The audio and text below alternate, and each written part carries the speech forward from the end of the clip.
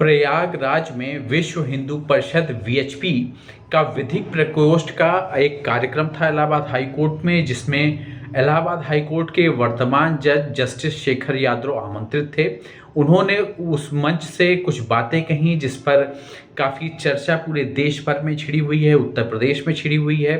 लोग अपने अपने विचारधारा, अपनी अपनी सोच समझ के हिसाब से उस पर अपनी राय रख रहे हैं, अपनी प्रतिक्रिया दे रहे हैं।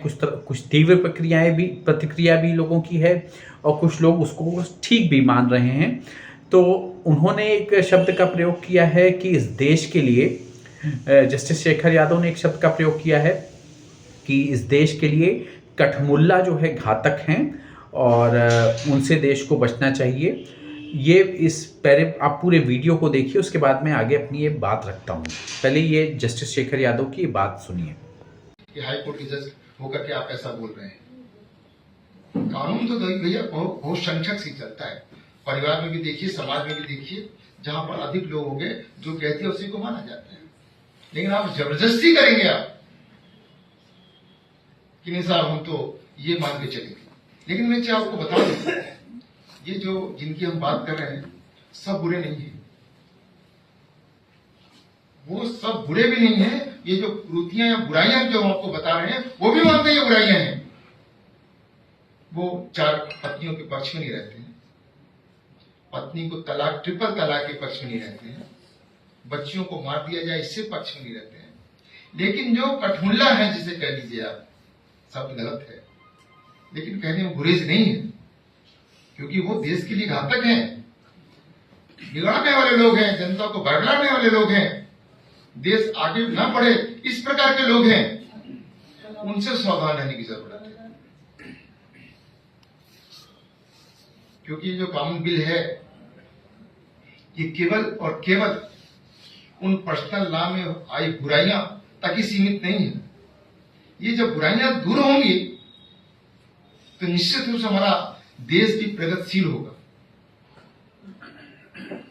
आपने ये वीडियो देखा, अब आगे उनकी एक और टिप्पणी को सुनिए जिसपे उन्होंने वो दो धर्मों के बारे में बात कर रहे हैं कि एक धर्म में बच्चा पैदा होता है तो उसे अहिंसा के बारे में, वेदों के बारे में बताया जाता है, और एक धर्म में बच्चा पैदा होता है जहाँ पर उसे शुरू से ही सिखाया जाता है कि जानवरों की हत्या कैसे करनी है या उसके सामने जानवरों की हत्या होती है। ऐसी कुछ टिप्पणी है उनकी, इस टिप्पणी को आप सुनिए।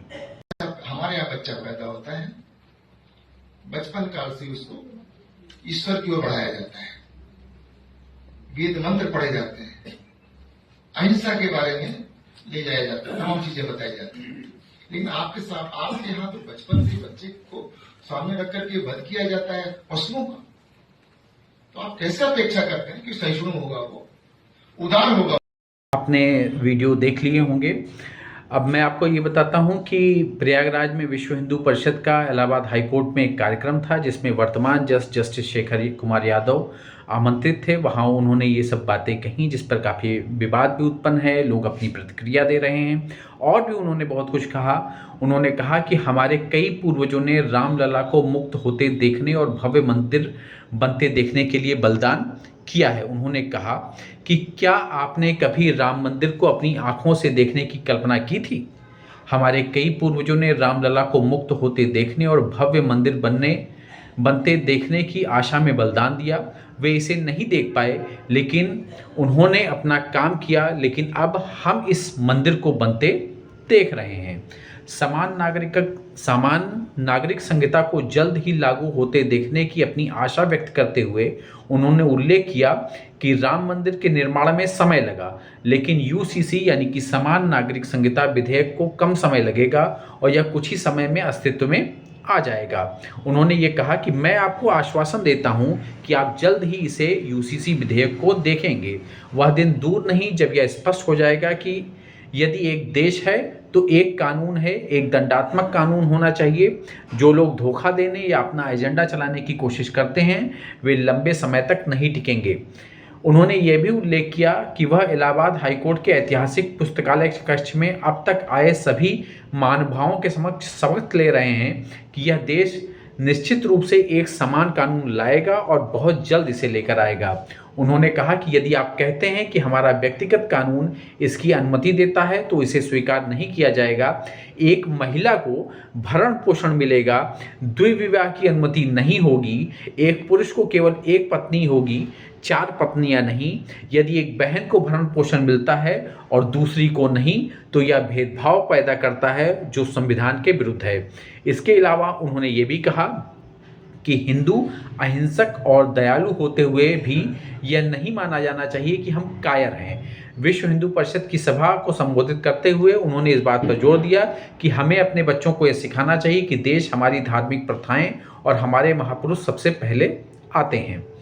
ये काफ़ी कुछ टिप्पणियाँ उन्होंने की जहाँ पर समान नागरिक संहिता का विषय भी था और इलाहाबाद हाई कोर्ट में ही प्रयागराज में विश्व हिंदू परिषद का एक विधिक प्रकोष्ठ के द्वारा आयोजन था जहाँ ये आमंत्रित थे, वहाँ पर ये टिप्पणियाँ हुई और वहाँ उन्होंने ये बात कही विश्व हिंदू समान नागरिक संहिता को लेकर और एक समुदाय विशेष पर भी, और जो धार्मिक एंगल है वो है। अब अलग अलग ढंग से लोग अलग अलग अपनी प्रतिक्रियाएं दे रहे हैं, कुछ लोग नाराज़ हैं, कुछ लोग इनके स्वर से स्वर मिला रहे हैं जस्टिस शेखर यादव के।